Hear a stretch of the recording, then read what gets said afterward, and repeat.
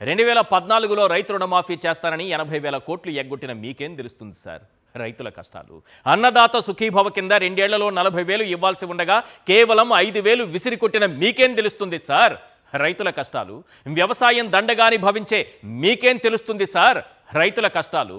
రైతులకు ఉచిత కరెంట్ ఇస్తే ఆ కరెంటు తీగలపై బట్టలు ఆరేసుకోవాలన్నా మీకేం తెలుస్తుంది సార్ రైతుల కష్టాలు?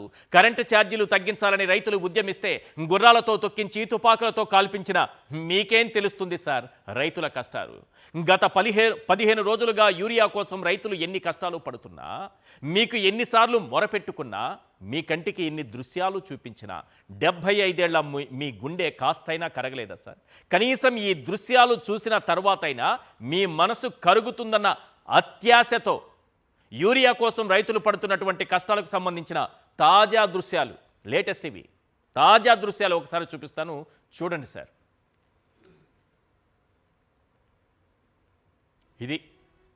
ఇవి లేటెస్ట్ చెప్పులు చూడండి. బఫే కోసం వచ్చారు ఇప్పుడు వీళ్ళందరూ.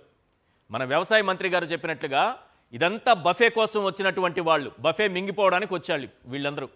వాళ్ళు రైతులు కాదు, వ్యవసాయ మంత్రి గారు చెప్పారు. మరి బఫే కోసం లైన్లో నిలబడ్డారన్నారు కదా వ్యవసాయ మంత్రి గారు. సార్ అచ్చెన్నాయుడు గారు, మరి 2019 నుంచి 24 వరకు ఇటువంటి దృశ్యాలు ఎప్పుడు కనిపించలేదు, ఎందుకు సార్? బఫే కోసం ఎప్పుడు రైతులు రాలేదే?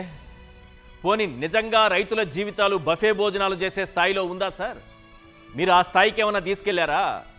40,000 ఇవ్వాల్సి ఉంటే 5,000 వాళ్ళ ముఖాన్ని ఇసురుకొట్టారు.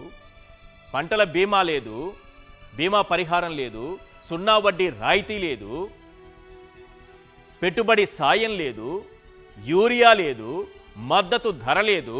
వాళ్ళని రోడ్లో నిలబెట్టి బఫే కోసం వచ్చారంటారా? ఆ చెప్పులు చూస్తుంటే బఫే కోసం ఎప్పుడైనా సరే, మనం ఎప్పుడైనా మీ స్థాయిలో కాదనుకోండి, మా స్థాయిలోనే మేమెప్పుడు బఫే కోసం వెళ్ళి చెప్పులు లైన్లో పెట్టుకోలేదు సార్. మా స్థాయిలో మేమెప్పుడు, మీ స్థాయి కాదు, ఎందుకంటే మీరు మంత్రి గారు, అనుభవం ఉన్న రాజకీయ నాయకుడు, మీ స్థాయి వేరు. కానీ మా స్థాయి తక్కువే కదా. మేమెప్పుడూ కూడా బఫే కోసం వెళ్ళి అలా చెప్పులు క్యూలో పెట్టి ఆ తిండి కోసం నిలబడలేదు సార్. దాన్ని బఫే భోజనం అంటారు. మీ దృష్టిలో బఫే కోసం వచ్చిన వాళ్ళు.